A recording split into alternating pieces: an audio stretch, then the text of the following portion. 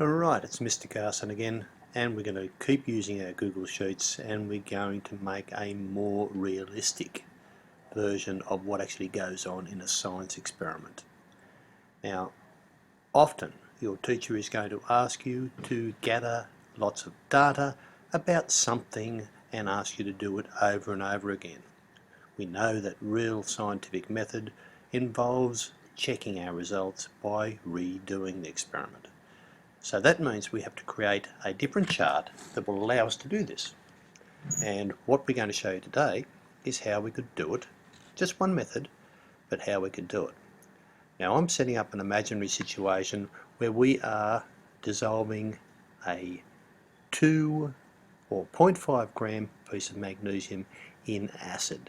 But we're going to change the concentration of the acid. In other words, using a local term, how strong the acid is. It's not really strong, but it's how strong the acid is. Alright, so let's go and look at our chart, first of our table, how I've set it up, and I've actually started setting it up so it can make it a bit easier on us. And now you can see here that I've already set up a table, and my teacher has told me that the concentration of my acid, which are measured in molarity, and we use capital M for that, but that's another story. And we can see that all the way down my column I've got the same number of decimal places. A very good idea. A very good idea. Now then I've said that we're going to check it 3 times by having 3 trials. But I haven't really told you what the trials are about. So the first thing I'm going to do is to tell you about what the trials are about. And so let's go up here, and at time taken for a 0.5 gram piece of magnesium, shortened to Mg, to fully react. And I'm going to measure it in seconds. Now you notice it's very, very long, but it also applies to all the trials. So all these trials that applies to. So how about I make it so that we have that many as part of our label, and I go up here and I merge those cells. In other words, I make all those 4 cells become one, and I can use the same label all the way through. So then if I click it, all those cells are now merged. I'm going to center it in the middle of those 4 cells, and I'm going to make it bold. Right, now that tells me that all these cells below, these columns below, column C down here, column D, column E, and column F, more importantly, are all about the time taken for that to fully react. Alright, so we've got a lovely thing here. I'm just going to tidy things up a little bit. I'm going to join those 2 together as well. And there is looking like a table. So how about I just put some numbers in? So I'm just going to stop and put some numbers in, and I'll come back to you. Right, now while you've been away, I'll put some numbers in here, and notice, typical to science experiments, we don't have the same number appearing.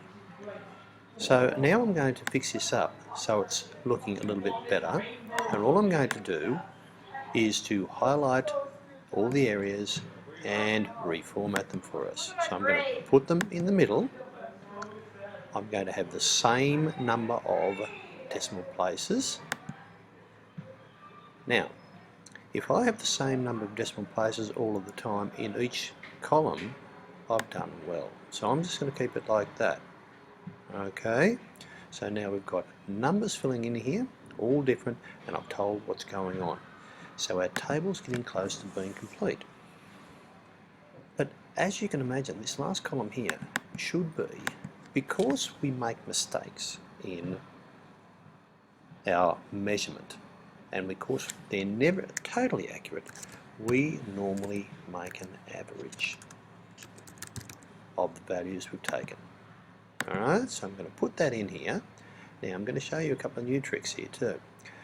This is bold, and what we've done here is we've put it centered horizontally, but also centered vertically. Alright, now I showed you a little trick in the last video which taught you how to get differences. So this thing also does, the machine will also do averages for us. So if I want to tell it to do an average, I can work out the average number without having to go too far at all. So I tell it I want to do something. Now if I type in AV, up comes a whole heap of options, and if I put average, and then it will ask me which values I want. Now the easiest way for me to put the values in is to go here and then go to there and highlight those three. So I want to go across the row and highlight. So they're all yellow at the moment. Then I close my bracket, and if I hit return, I get an average number. Nice and simple. Now instead of having to do that over and over again, I then copy it down as the way we've been shown. Alright, so now I have got an average of my readings for each one of those, and I know it's the time taken, the average time taken for a 0.5 gram piece of magnesium to fully react in seconds. Alright, but I'm just going to tidy it up a little bit. There, put that in the middle. I'm going to bold these because they're my most important numbers. They're the ones I should use. I should use my average numbers. Now to complete my table, I'm simply going to go over here and highlight everything and put our borders around it. Alright, I'd set up originally so it's all numbered Arial 12, so it's fine. Now I have a complete table where I've done all of the information. I put down all the information about how I've checked how quickly a piece of magnesium will react in acid. I've changed my independent variable as the concentration of my acid. Alright, and I've got all my data there, and I've even created an average. So now I can copy that and paste it into my report. And in the next one of our videos, I'm going to show you how to use this to make a chart.